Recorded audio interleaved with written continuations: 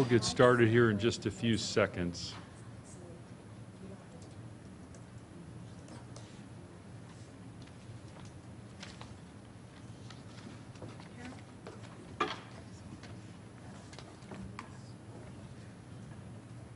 All right, so we do know that Mrs. Prong will not be here tonight. Dr. Hill will not be here tonight. Mr. Gall is traveling in from Sacramento, and Mr. Tillman, I believe, is on his way. We'll go ahead and begin with the presentation. And board, just as a note, given that these key performance indicator presentations are so important to you, this is your primary work is to discuss the key performance indicators to achieve our strategic objectives. And tonight we'll present on graduation rate, dropout rate, and some recommendations. What you'll find toward the end will be policy implications. So as a board, we'll begin to bring before you policies related to these key performance indicators so that the work of the Board of Governance and Policy is your primary drive through this workshop format. And we'd like to give it a shot for a little while where we have this workshop once a month. And then it's kind of like if you recall the first interim report, you know how you have the workshop, then you have it on the agenda so you can address some of these issues publicly and kind of a short, sweet, to the point piece. That would be the idea with this message as well. So the policy implications then would go to our policy committee? Correct. And then we would draft it or work with the team to correct. So to draft the policy implications, and then we'd bring it back to our full board. You bet. So staff would bring you recommendations for policy changes, Dr. Flores? Yes. And once we bring those recommendations to you, then they'd go through your committee. Right. And then your committee would discuss those recommendations and then ultimately bring it before the whole board. Okay. And so this will drive the work of the board, these specific presentations the way that we have them outlined. So we'll try it for a while, see if it works for the board as a process. And with that, I'm going to turn it over to Gonzalo, who's going to start us off. Thank you. Well, good evening, everyone. I'm here on behalf of Dr. Zamora. She was unable to make it today. She wanted to be here because we have some exciting news to share with the board. With me today, I have Hector Vasquez, the principal from Pacific High School. We have Sandy Summers, a counselor from San Bernardino High School. Lilia Felix Cisneros, one of our parents. She has children a child at the King Middle School and others.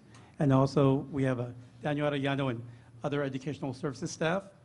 As Dr. Marsden indicated, today we're presenting on our KPI presentations on our graduation rate and also our dropout rate. And basically it addresses the strategic objective number 4, which is each student will enjoy learning throughout life by learning how to learn. So we have some wonderful news to share with you. And with that said, Mrs. Felix will have the pleasure of showing the first slide.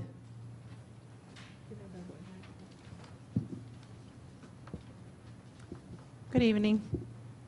As Mr. Avali mentioned, I am a parent, and I currently do have a high school student attending San Bernardino High School, so I did get excited with the good news that we have actually had some increase in the graduation rates. My goal as a parent, I hope that at one point San Bernardino High School would be 100%, so let's all hope for that. I'm going to share with you KPI number 1, graduation rate, current reality, and it's up on the board. San Bernardino City Unified School District graduation rate is higher than it has been in the county for the first time in decades, as shared yesterday. It's since the 1970s. So, and it's very close to the state rate at 80.8%. The graduation rates increased at every high school in the year 2014. The district high school graduation rate increased from 75.5% to 79.9%, which gives us an increase of 4.4. African American subgroups increased from 67.3% to 75.7%, and in the parentheses gives us the increase 8.4. Students with disabilities increased from 54.5% to 63.5%. English learner subgroup increased from 65.6 to 71.5%. Whites subgroups increased from 79.4 to 85.3%. SES subgroups increased from 74.8 to 79.4. The Hispanic subgroups increased from 76.6% to 80.2%. The National Blue Ribbon Award-winning Middle College High School, as always, has had 100% graduation rates, and that, like I said, I hope that one day every high school would have that rate. Thank you. And as you can see, based on the trend, there has been significant, or there has been increases at all of our subgroup data, and this type of growth hasn't occurred since the 1970s, which is important. It's an important moment in time, and this is really only the beginning. With all the efforts that we've done this last year and this year to put systems and a foundation in place, we're really excited and look forward to the future in regards to us continuing to move forward. Mr. Vasquez is going to kind of quickly go over some of the data in different formats. Good evening, Hector Vasquez, first-year principal of Pacific. Yes. And what this does to me personally is puts a lot of pressure on me now because all these great scores. So as you can see here, the bar graph, you could see that the state target is 90%. Our KPI target was 85%, so we are right there. I always like to look at everything at the glass half full, so 79.9 to me is an 80%. So 80%, so our gain was 4.4%. And if you look at all our subgroups, they all grew. Next one. In our chart here, what I've done is I've actually added some numbers roughly. And Arroyo Valley High School from 2013 to 2014, Arroyo grew 6.5%. Cajon High School grew 2.9%. They were already at a 90%. Middle College went from 97.8 to 100%, and they grew 2.2%. Pacific grew 5.8%. San Bernardino had great gains, 6.7%. And then San Gorgonio grew 0.2%. But if you look at, I want you to look at the growth between 2012 and 2013, they had a 6% increase there. So that's always good to look at, that positive there. If you turn the page to our next slide. Again, what we did here, San Bernardino City, our gain was 4.4%. If you look at the far right, California as a whole was only a 0.4%, so we outdid the state by 4%. Very well done.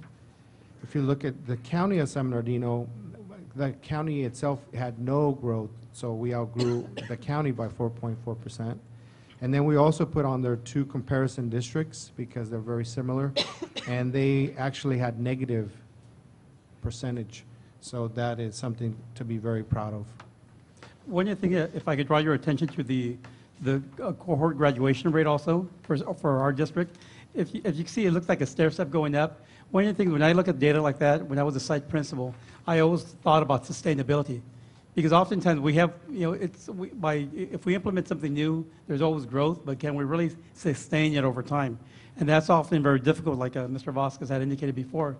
So the fact that we're growing percentage points every single year indicates that there's not only system change, but foundational change. And also, it says a lot about our teaching staff, our professional development that we've implemented these last 3 years, our consistency in staying the course, and looking at the building stronger foundations and improving our systems. So we've actually grown from 2012 from 73.5 to 2014 79.9. There's a great increase there. But what I see also is that sustainability and the continual growth over time.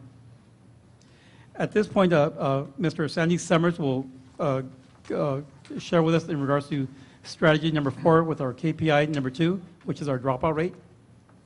So if you look at San Bernardino City Unified, their dropout rate has decreased to 10.4%. This is lower than both San Bernardino County and the state average. The dropout rate has decreased in every single high school in the district. We've seen the greatest growth or decrease in our African-American subgroups and our white subgroups. African-American subgroup decreased 6.5%. The white subgroup decreased 3.4%. We also see a notable decrease with our students with disabilities at 3.4%. We've seen a decrease on our English learners at a 2.6%, Hispanic subgroup at a 1.3%, and students, social economic students decreased from a 2.3%. So we see good percentages of decrease. Now, if you turn the page, you'll see the graph of dropout rates for San Bernardino City Unified. Now, if you look at the graph, you do see a steady decrease over the last, from 2012, 2013 to 2014, in most all subgroups. So you see that they're improving the course each year. They're making improvements every single year. We did have one that rose very slightly, the African American subgroup in 2013, but then you notice the following year it was dropped 6.5%. So we as a whole, as a district, are working hard to ensure that our students are staying in school, getting the education they need, and finishing their high school 4 years. If you turn the page, you see the 4-year cohort dropout rate for grades 9 through 12. Over the last 4 years, again, you see that decrease in the dropout rates in all our high schools. 6.6% for Arroyo Valley, 3.5% for Cajon High School, Middle College, 0%, which is phenomenal. Pacific High School, 13.1%, 11% for San Bernardino High School, and 4.9%. So we see that over time, all our schools are working together to make sure our students stay in school, to make sure they get that high school diploma and finish and move on to a post-secondary career. We're truly working on, career to college.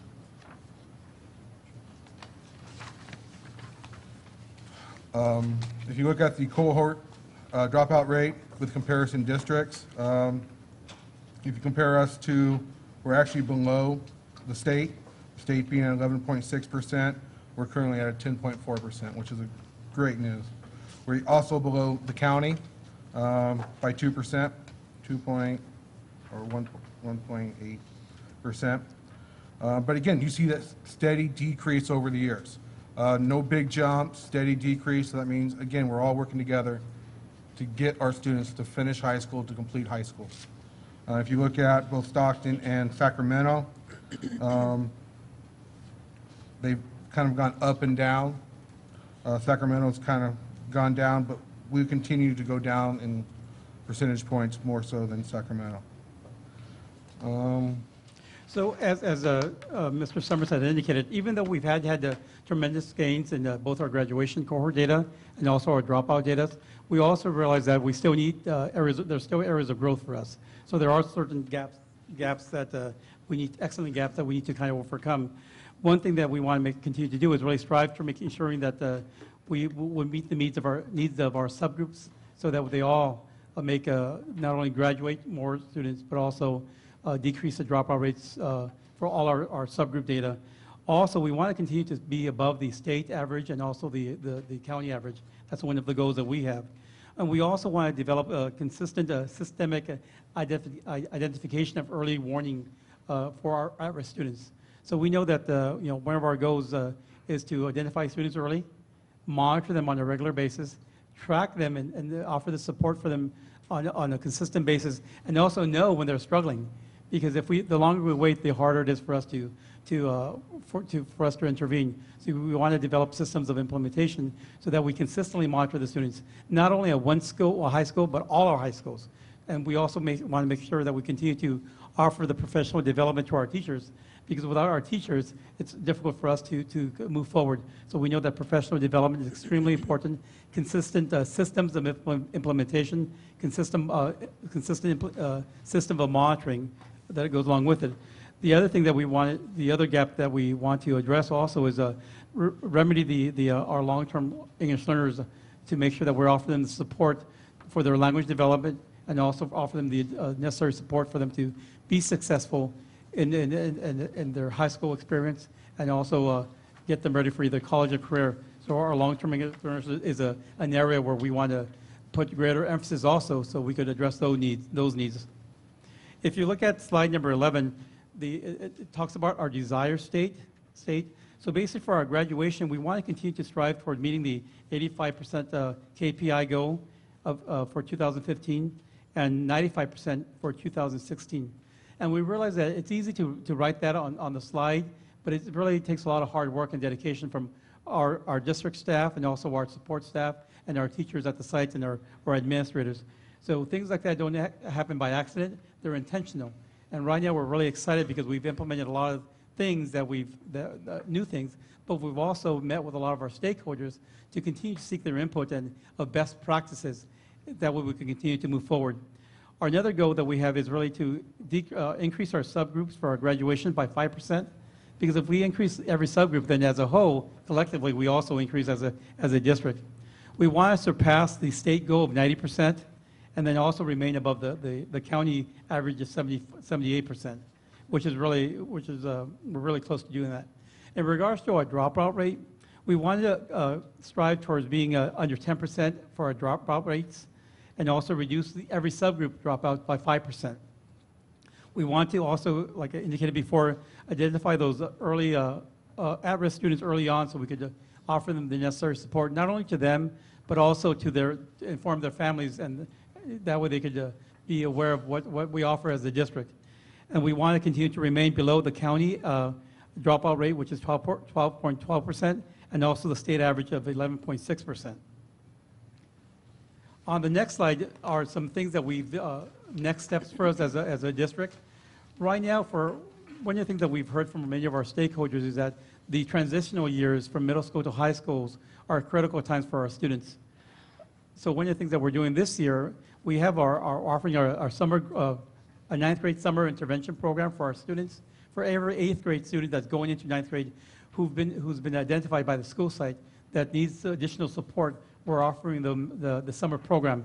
So every middle school identifies 70 students that they're recommending to participate in the summer program, and which is about 500 students or more that are going to be attending a transitional summer program at their local, at their home high school. Also, we're going to continue to implement the APEX A through G program. We currently have 3,340 licenses.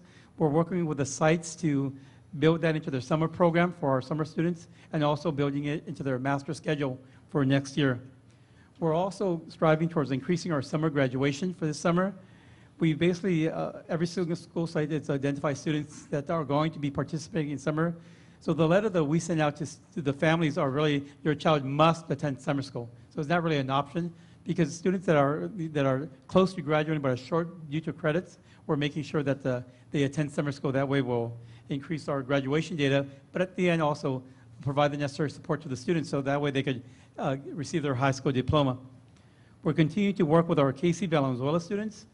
During the summer, we're continuing to offer them the EKC licenses. That way, if they haven't passed their KC, that way they could be ready for the KC administration that's going to be occurring. We're also doing something new this year. We're offering a summer AVID program for our students, because we don't want to wait for them to arrive at high school. We want to offer that as a summer program. That way they'll be that transitional program where they know that they're an AVID. We're going to inform the parents that they're an AVID. We're also doing the field trips to our local college. That way they could have that AVID experience. So that way when they start their ninth grade year, they know that they're an AVID, and they're really all excited and realize the benefits of being in the AVID program. We're continuing to work with our K-16 Bridge career pathways. Currently, all our 9th and 12th grade students have done the career inventory. So this is really a positive step in the right direction. And we're working with our student services, with our counselors and our academic support staff to continue to build the foundation and move forward with our K-16 Bridge. Furthermore, we're also working with our attendance and student recovery, identifying those students that are at risk and reaching out to them, actually going out and connecting with the families and connecting with the students and finding out why they're not coming to school, or what we could do to offer additional support to them. We're also increasing our parent engagement, because we realize that we have a lot of services that we offer to our families, but sometimes some of our families might not necessarily know that we offer these services. So we're really aggressively making the attempt next year to connect with our district advisory committees and let them know of the services that we provide, and actually give them contact information. Versus saying just call the district, we're going to say contact this person at the district to get the additional support. Furthermore, we're also striving towards increasing our advanced placement participation and passing rates.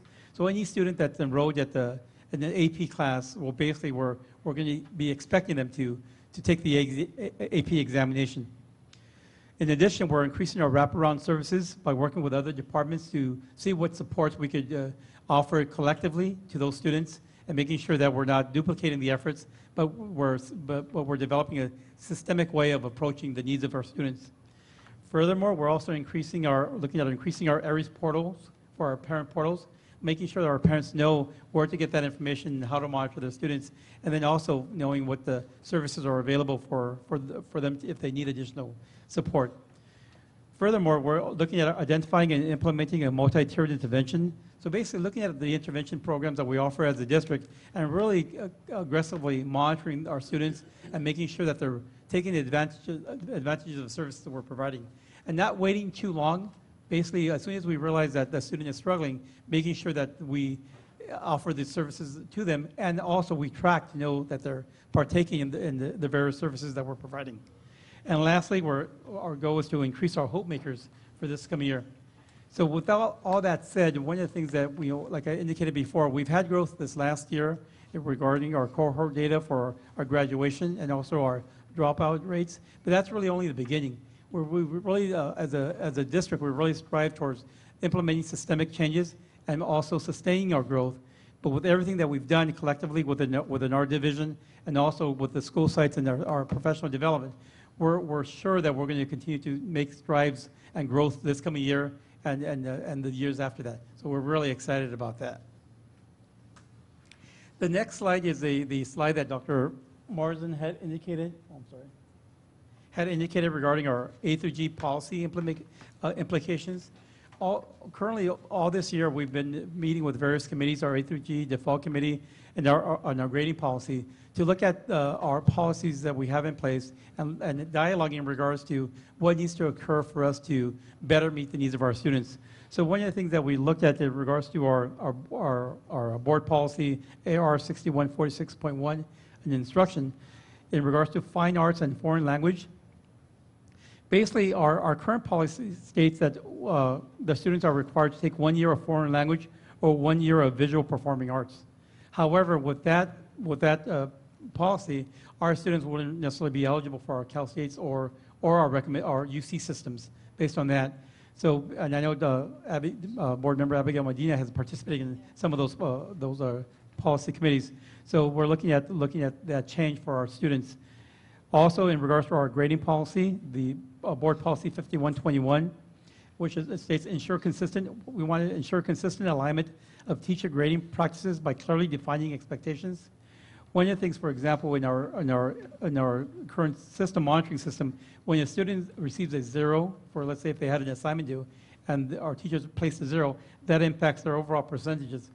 So 0 as a placeholder, so possibly putting an I in incomplete. That way, if a student does make up the course, it doesn't have a negative impact on them. Also, as Douglas Reeves has in some of his articles has indicated, in regards to looking at our toxic grading practices. And furthermore, if a student does return in a grade that is a work that is late, having that as a positive impact on their grades versus having a 0, considering that the student did do the work themselves for that grade. What was his name?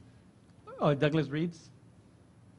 And also looking at our homework policies or practices. So if a student, once again, if a student is getting good grades on their exams, on their quizzes and tests, however, if they're not doing the work, oftentimes by them not doing the work, the homework, it has a negative impact on their overall grades. So by them doing the quizzes and the tests, that would indicate that the student has mastery of the content or possibly the standards that are being assessed. So as you can see, we're really excited with the data that we're presenting. We're really optimistic about the future, and we're really excited about next year because we've done lots of work as a district with the support of the board and our teachers, that we're really putting ourselves in a very good position to continue to make major strides as we move forward for this coming year and also the next year. Are there any questions? I do. Go ahead. Oh, go ahead. No, no. I just want to begin by saying this is a very good report. And I mean, you know, we've heard about the wonderful graduations and all these things, but to go through it step by step to see the comparisons, you've done a lot of work to keep us up to date. The next step, all of that is what we really got to be sure that we've really got everything in line to where we can continue to do that. So we will continue to see this wonderful growth. And I appreciate all that you've done. When you first went through this, I kept thinking, I'm hoping every principal has gone out of their way to congratulate and to thank the teachers, to make them understand how much we appreciate the fact that they've really worked to be sure that these kids have made it, you know, especially the high school teachers. Because, I mean, it takes that prodding, it takes that involvement, that smile, that say hello to them every day, those kinds of things to keep them going. And I hope that continues, because I think those kinds of things will really make a difference and make the hope happen if we really touch those kids and keep them going. One of the things I'm concerned about, I understand, and I just was brought to my attention a couple of days ago, that for our A through G kids, you know, our kids that are doing the top classes and all this business, that if you are in a music program of some kind, like your band or your marching band or so forth, these kids can't have to go to summer school to do their PE credit.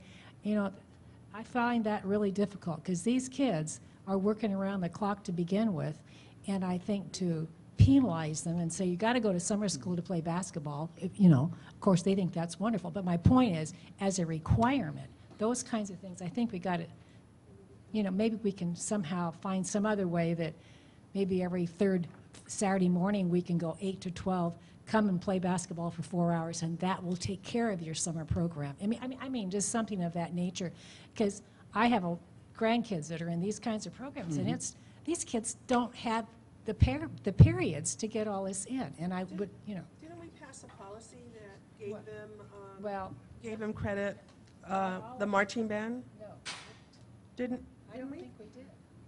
I don't think we remember, did, I but recall. I think it just got reversed a couple of years ago. Oh, did Well, it? I'd like us to look into that, because I have a parent calling me and saying, what's Yeah, happening? Dr. Volkmer has some memory on that. Yeah, we actually have two situations like that where there are other programs where we would like to be able to give PE credit. Music is one, and Cadet Corps is the other one. The California, and ROTC actually falls into that same category. The California Commission on Teacher Credentialing has stated that you can actually award dual credit for music and PE, or Cadet Corps and PE, or ROTC and PE. However, and this is a big however, the teacher has to be credentialed in both areas. That's the one. And that's the kicker. So you Yeah, have but to find someone marching who's, band and those kinds of things, we've got to be sure that they those also have kids to be have those credentialed in PE. So we don't know ideas. if they have it. We know what credentials they have. Most of them don't have that combination of credentials. But again, thank you so very, very much. Okay, I have a lot. I have a lot too. Yeah. If we go back to slide 2, and I too, you know, applaud the teachers and the principals and the kids, and we are moving forward, but I won't jump up and down until we hit 98 to 100%. Everybody. Not to negate the efforts, but I have really high expectations for our kids and our families, and I just want us to keep aspiring so that we don't, you know, I mean, we should sustain what we have now, but keep moving up. So anyway, and I would like to know, I was just sitting here, Linda, when you were saying A through G completion. I would like to know how many of our subgroups who graduated actually completed A through G requirement. Yeah, it would be interesting for us to know that. So that's one of my requests, and I don't know if my fellow board members would like to know that or not. Of course. Yeah, you would, okay.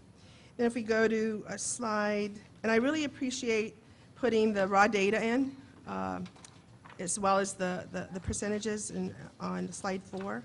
I really think that's great. Go to slide 6.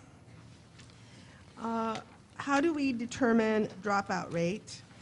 And I would also like to see the raw numbers. Oh, no, we have them over here, right? We did Yes, have them somewhere. Okay, that's where, up here you had them, okay. But my question is, how do we determine dropout rate? Does anyone know? Barbara, can you answer that question? Yes, I can. So the adjusted dropout rate is the rate of students that leave the 9th through 12th instructional system without a high school diploma. So if they leave with a GED or a special ed completion, they count in a different way, but, and they don't count as a dropout. Students that are enrolled for a 5th year do not count as a dropout. So if they leave the system without the diploma, they, within that 4-year cohort, they count as a dropout. So if we go to these numbers here, let's go to slide 8.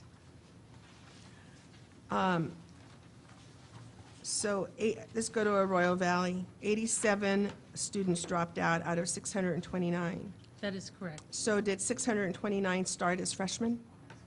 That would be, of the students with the expected grad year within 4 years, that many dropped out. So some may have transferred to another district.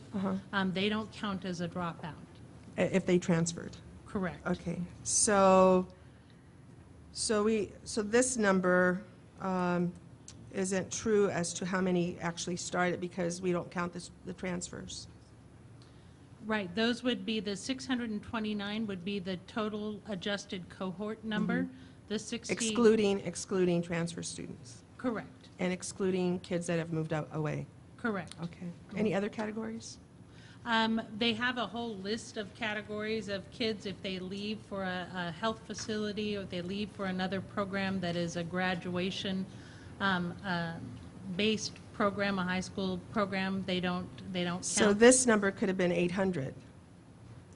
Which number? The 629, I'm just hypothetically saying, it could have been greater than we 629. would have, yeah, we would have had kids in and out of that cohort Mm-hmm. within that 4 years. But by the time we reach graduation, that's Right. the solid number. That's why it's called adjusted. Correct. Right, see, I would like to know how many started, how many transferred, how many moved away, because, and so that we would know, right? Because it looks like they started as freshmen, 629, when really there wasn't 629. There was more than 629. That's just my, my take on it. Okay, and then if we go to slide 10, I really think it's great that we're going to implement systems of early identification. And I would like to make sure that we track our kids. Not only track them, but, you know, what kinds of support are we offering them? And monitor their progress. In terms of that. And then systemic support for remedy and eventually prevent long-term English language learners. I think we have to start way ahead before they get into high school. I think we should be, you know, marking them or tracking them, flagging them by 5th grade, 5th, 6th grade, so that we don't wait till they get to high school and so forth. You're shaking your head, Daniel, and also Hector, and you agree with me. I think we have to flag them way before then.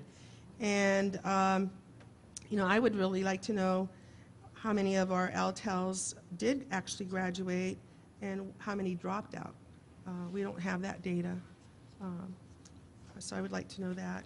If you go to the next one, slide 11, early support for at-risk students again. I'd like to know what programs do we have in place now, and you know, what are the success rates of our kids? You know, what are their, for a better term, what are their labels? I mean, where are they at? what programs do we actually have in place that are working?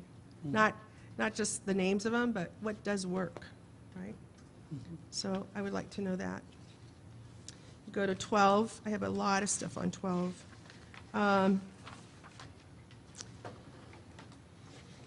So you mentioned, Mr. Avila, that the 8th to 9th grade summer support programs, and that they're going to be at every middle school. Every middle school will have identified 70, and they will then be at their high school? That's correct. At their high school, okay. And only 70?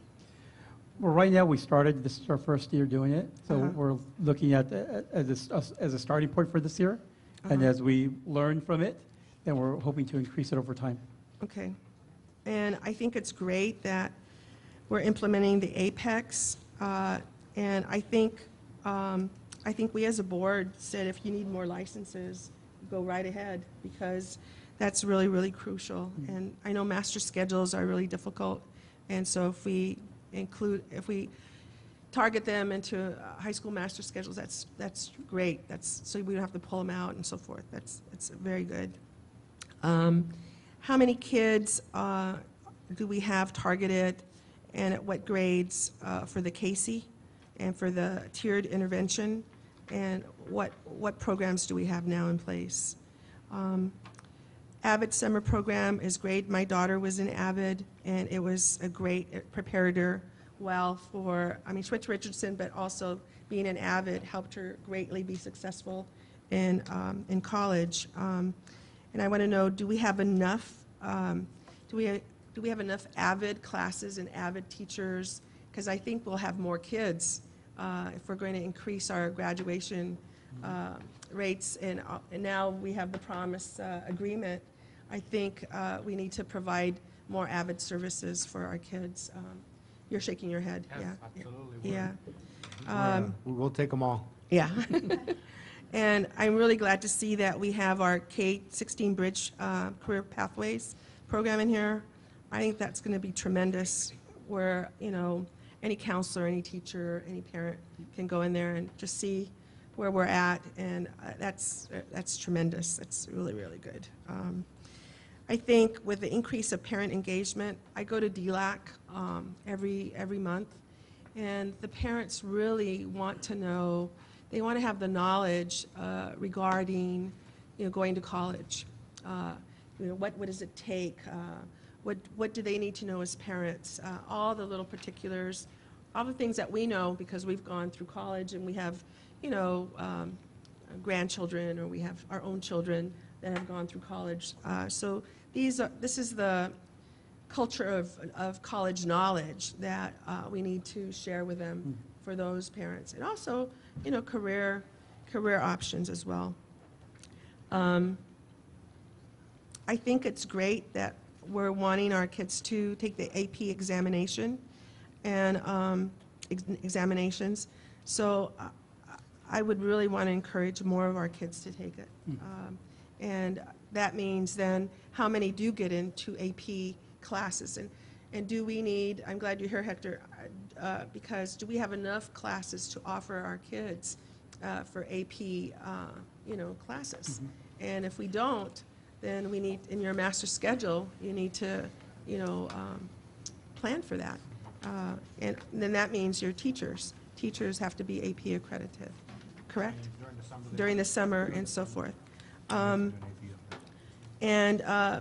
again, the identify and implement multi-tiered interventions. So, what programs do we have again? How many kids? Are we tracking their progress? What happens when they're done? Where, et cetera. And I agree on the last comment, page 13 on slide. When I went to college, I had 4 years of Spanish, a foreign language, 4 years of math, 4 years of science. I had and high level, I was very well prepared when I went into college. Of course, 4 years of English, and history, and I think now, I don't know how many we have, or 3. I can't remember if it was 3. I think it was 3. And then you had of history. You had civics, you had U.S. history, and I guess world history, correct? And what? And government, yeah, and government. So do they have 4 now? No, they still have 3. They have 3, okay. And in terms of grading practices, I think that goes along with what we're doing with EdTrust West, because they're looking at the assignments, they're looking at syllabi for our high school students, our high school teachers, and they're looking at, and I think, the grading, I really like that we give them zeros, and they have incompletes, I mean, not zeros, give them incompletes, so that then their averages are, so they have time to make them up. Because things happen. I mean, they could be sick, they could, something happen at home. They should be given the option to make it up and not just get an F. Yeah, we should work with the kids and not, punish them. Because, last night I taught class, and I had two students that had the stomach flu. And they're very good students. And they were worried because they could, can we turn in our work late? I go, of course, just get better. I'm not going to punish them for being ill, or if a parent dies, or if they're in an accident, or, or if a child is sick and they have to go to emergency. Life happens. And so we should be working with our kids. So I'm glad that that's what we're doing. Thank you. Okay, thank you. Okay, great. Just piggyback on what, really quickly, on what Ms. Flores mentioned, Dr. Dr. Flores, with regarding the Fs, looking to address that issue, and I'm glad that the Grading Policy Committee is looking at that, because if you look at As, it's 100 to 90. If you look at Bs, it's 89 to 80. If you look at Cs, 79 to 70s, and so forth, which an F is 59 to 0, which is a large gap compared to the 10 points for every other grade. And so that's why so many students tend to struggle once they get that 0, just trying to catch up. So I'm glad that they are looking into that piece. And several of those that are part of the grading committee are here as well. So Sandy is one of them, of course, and then we have a couple in the back. But I'm curious, because I'm glad you did mention, Dr. Flores, regarding EdTrust West, and if they're doing their own process with regarding the grading, we should definitely include them into the grading policy committee, because we're already addressing some of those issues, and we don't want to duplicate and having 2 different reports, maybe with different suggestions. And it would be great for the grading policy to see what are their suggestions. I think they're surveying the amount of how many Ds and Fs, I think. I'm not sure that the kids are being given. Yeah, and that would be great if they were included into the grading policy committee, so we can get their input. And why duplicate, like I said, work if they're already starting to do that. And then also looking back to the responsibility for the monitoring. Who will be monitoring those that are at the school site level? I imagine, would that be the principals on the progress and making sure that the kids don't fall behind? Who will be doing that? And then who's going to monitor them in ensuring that happens? Because the thing is that we can talk about, we're doing these great things, just making sure someone who's going to make sure that they are doing it and the programs are being successful. Right. You're asking me a question? Yes, I'm asking So you one that of the kind things of that we're question. doing is that within educational services, we're really tracking every single student. Okay. And then an Excel database, for example, and making sure that we know what services or support we're offering to that student, and then pushing it out to the sites and letting them know, this is based on the data, this is what we have on that particular student. They really should benefit of this specific intervention, versus offering it to holistically. We're actually targeting and monitoring that individual student. Okay. So to give you an answer from the site, the principal is always 100% responsible for everything that happens at our sites. Okay. So that's why when I started, my comments was, I feel a lot of pressure now. Thank you for sharing these numbers. Yeah, but we are 100% responsible. Besides that, at our sites, I know that I have a vice principal that helps me with individual tasks. I also have counselors. I have academic coaches. So we have a lot of different systems in place that'll help us monitor and deliver what we need to. Okay. But ultimately, it's the principal. Okay. Okay. And also regarding APEX, I just went to because my children are in high school right now, And what I've been noticing is, even with the reports that we received previously, is that the Apex success rate has not been as great in certain school sites. And I'm wondering, are there support systems for those students? Because I spoke with a teacher, and they said that the test is actually, or the process is a little bit more difficult than what students imagined it to be. So I'm wondering what programs or services or support systems are providing for those students who are taking the Apex to make sure that the program is successful. Well, one of the things that we're doing is that we realize APEX is something new for our district. With it comes a lot of training and professional development. So we're meeting with the school sites and getting their feedback in regards to good implementation of APEX. We're also realizing that, you know, part of the conversation early on is that the APEX is more rigorous. Yes, So it is. That's what I heard. in regards to the challenges that the students are facing, so maybe Sandy could talk about some of the things that we've done in regards to the APEX. What we've looked at my site, and talked to our site specifically, is that we have 2 teachers in our Apex program. We have one that's credentialed in multiple areas, one credentialed in math, and they can work together to assist these students. So if there is something that's difficult there, they have that person in the room that can assist them. Apex is a lot more rigorous, so students are adjusting to that right now. So there's going to be a period of adjustment once they get used to what the expectations of Apex and what Apex is requiring, then they should Okay. be more successful. And is this an online, or is this a teacher coming into the classroom and teaching the Apex class? Just to clarify with that. Apex is an online program, but we Okay. do have teachers in there that do assist the students if they have an issue or a question concerning a certain Okay. lesson or Because I know when idea. you go to Valley College, it's very different for those who go to online courses than it is to actually attend the classroom. It's actually a lot more difficult to attend the online classes.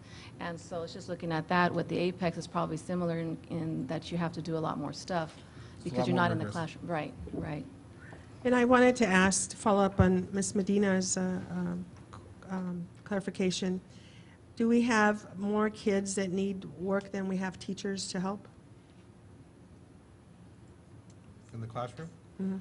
I think if you want to fully utilize, I believe it's 316 licenses, you would probably need more teachers. You know, Apex does require a little smaller class size to be able to work with them. At 300, if you do 25 students per class or 30 students per class, you're looking at 12, 6 times, like 12 classes? 4, no, Well, 4, say 20 or 30 at each, that would be 10, 30 times. 10, so about it's 11 classes, 180. yeah. So yeah, Just about one more. 11 classes. 11 yeah. classes. Yeah, So 2 teachers would be able to utilize that a lot better, or maybe 3 teachers to assist the 2 teachers. but that's only with 30 kids, so you probably want 20, because it's very rigorous. Yeah, Lower the number, the yeah. more teachers we would need to. Or you have other people come in and help. the We would teacher. love to have lower classes in all levels, so we'll, over time. I think Mrs. Medina, maybe Yes, one sir. more question we have, then we have, want to open up briefly for public, we're getting ready to wrap up our time right now. On the AVID piece, first of all, let me just finally say that these programs from what you guys have listed, I mean, are all wonderful in regards to the summer program and the APEX, which you guys are trying to implement, continuously implement. The AVID summer program, I'm wondering how many students are you including into that, or how many students are going to be admitted for that? Because that's something new, Yeah. and that would be great As for far parents as to I know know, I about. don't know the specific numbers. I'm not sure who has them, but the way it's going to work, it's 3 schools, Pacific, San G, and Indian Springs. We're all gathering, and we're going to have it at Indian Springs. What's going to happen is the Pacific students will meet at Pacific, eat breakfast at Pacific, because I wanted them to know that that's their home school. Okay. Same with Indian Springs. And then we're going to put them on a bus with our AVID teachers from Pacific, go to Indian Springs and run the AVID program at San Gorgonio, San Gorgonio. Okay. So they're going to go to San Gorgonio, do their thing, and then come back to Pacific and eat lunch at Pacific, and That's then great. go back to Indian Springs and eat lunch there, I And believe. is this for ninth grade students, or what Ninth- grade? Yeah, these are 8th grade to 9th grade Eighth students, grade. and that's, I'm not sure how many kids. As far as I know, it's all our AVID incoming, AVID students. It's about 300 to 400 students. That is Okay. wonderful. Okay, Yeah. wonderful, thank you. And Thank you these are so also, much. just keep in mind, Ms. Medina, is that based on the LCAP, a lot of these recommendations came from our various stakeholders throughout the Right. entire process that we took this year. And they did mention a lot, actually, that was one of the top ones, was the AVID, as some of their, their interest in having in the schools. And thank you so much. This report was wonderful. I have to say that the 80%, we are increasing, we're doing better, and we're definitely making some strides. So thank you. You bet. And so, any thoughts from anyone else in the team or public? Any questions about this great news? Historic great news? Yeah, well, one, Board, couple of things just in closing that are going on. So your next meeting that you have after tonight will be on the same topic. What we'll do is we'll bring before you best practices of our own staff, of our partners that are working with us. So we may have places where we have different items that are being piloted or tried out in different places through programs, finding out what works and be able to put that before you. So you get a sense of, if I'm in middle college, high school, how do I get 100%? Or if there's a high passage rate of A to G courses at a school, what are they doing to make that happen? So we're doing this internal after-action review of how do we get the results we got, because it certainly wasn't luck. There's a lot of hard work done here. A lot of, I think Gonzalo mentioned, deliberate work. And so we want to present to you the next time you meet on this topic, which is next board meeting. That'll be that partners and best practices presentation. And I think what you're hearing is as we're raising these graduation rates, simultaneously we're raising the rigor and the requirements. So kids, when they leave our system, will have that kind of gold standard for a high school diploma. When we compare ourselves, we recently did a study out of my office of all local school districts and what their graduation credit requirements are, A to G requirements, all those elements. So as we go to task over time, we will produce a high school diploma that has some high merit on it and go from that. And then just a little point I wanted to mention, that Family Engagement Center that the board took action on, I think it was like the last meeting, that parent university piece under that branch is designed to help our parents learn how to navigate the system. And the students, families, how do families navigate that system from understanding A to G, financial aid, getting that culture of college knowledge, I think one of you said. So that's coming soon to our own theater. And their elementary schools already started to look. That's correct. So thank you, ladies and gentlemen. That concludes our presentation at the workshop. Thank